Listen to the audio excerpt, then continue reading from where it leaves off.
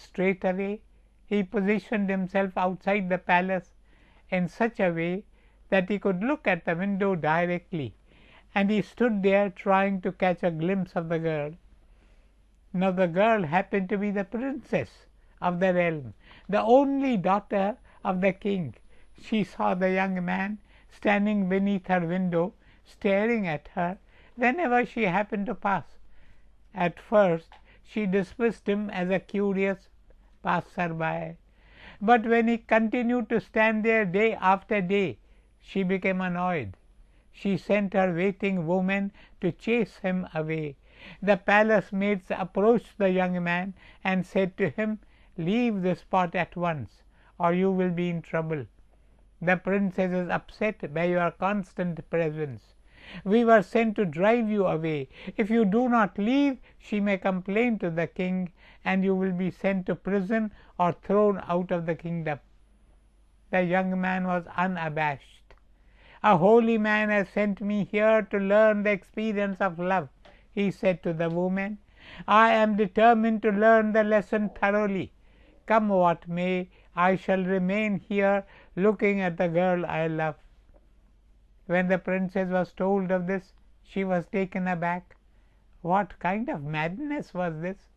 How could one deal with a man who was set on such a foolhardy mission?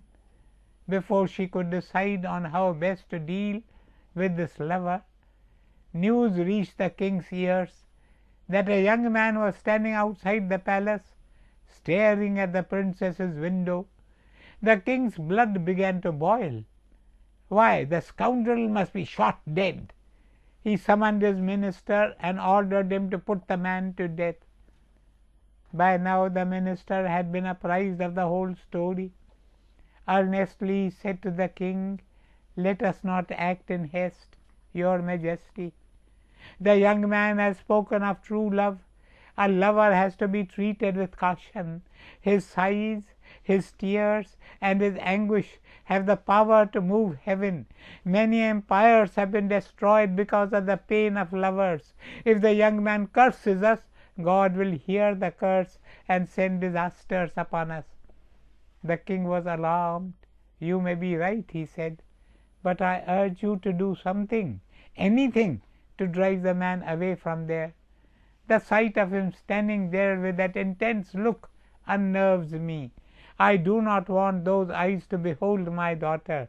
Please do whatever you can to spare us from those eyes." The minister thought carefully and worked out a strategy.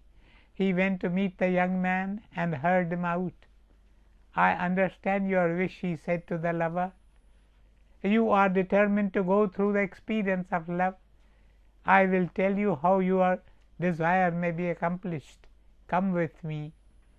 The minister took the young man to the entrance of the watchtower, just inside the palace gates. "Climb this tower," he said to the young man. "When you reach the top, you will see the princess standing below. If you truly wish to attain your beloved, then jump down from the top of the tower, and she will be yours." The young man accepted the minister's challenge. In a matter of minutes he had climbed the steep steps of the tower and reached the top. The minister now persuaded the king and the princess to walk down to the tower. He explained to the king, "This youth is either a madman or a true lover. I am now going to ask him to jump down. If he is smashed to smithereens, our problem is solved. If he survives, then he is a true lover, and we should deal with him carefully." And so it came to pass. The princess stood below, and the minister cried to the young man, "If you truly love her, jump down now. But consider carefully whether you really want to do this. Think of the risk, the danger involved. Retract before it is too late." The young man replied, "This tower is nothing. I would jump into an ocean, walk into a fire, and fall from a cliff for the sake of my beloved." He looked down at the princess, who appeared to be a tiny speck below him. Calling the name of God, he jumped down. there was a furore. The young man lay lifeless at the feet of the stunned princess. She began to weep bitterly. The king and the minister were too shocked to react. At that very moment, Farid reached the palace. At a glance he took in what had happened. Taking stock of the situation, he said to the princess, "Go near the lifeless form of this man, of this young man, and call out his name, Salim, Salim. If he is a true lover, he will open his eyes at your voice." The princess did as she was told. She drew close to the young man and whispered, "Salim, Salim." A miracle came to pass. The young man not only awakened, he was up on his feet when he saw Farid. Farid then said to him, "Behold, young man, the princess is here by your side. You are free to marry her and become the lord of this vast kingdom." "But what will I do with this kingdom?" cried the young man. "You know I came here to prove myself. My one and only desire is to see the face of Allah. All the rest is of no interest to me." "Look at the princess," said Farid softly. "Is she not beautiful? Would you not be a lucky man to marry such a girl?"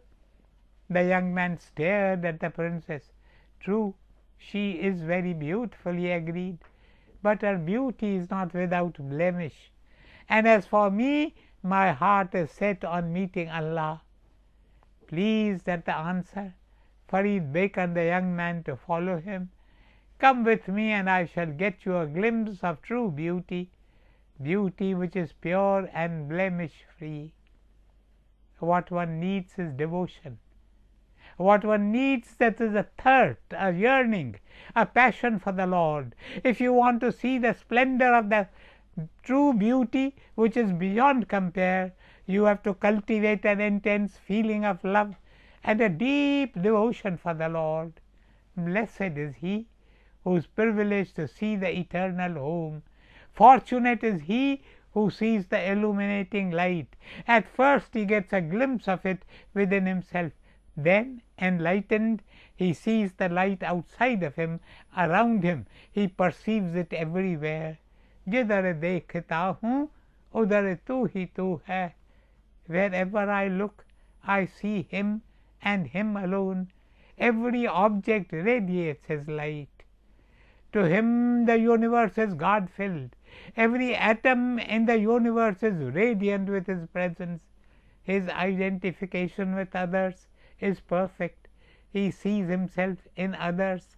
He feels their sorrow and suffering as his own. He suffers with them. He rejoices with them. Such a person sees the same life in everything, in nature, animals, birds, insects, plants and trees. To him birds and animals are an image of God. He feels the same life flowing in every object, in sentient and in non-sentient things. Such awareness is true knowledge. It is true wisdom. With this awareness comes the yearning to see, to meet, to merge with that light. And may the eternal light lighten your way in life. Om Shanti, Shanti, Shanti.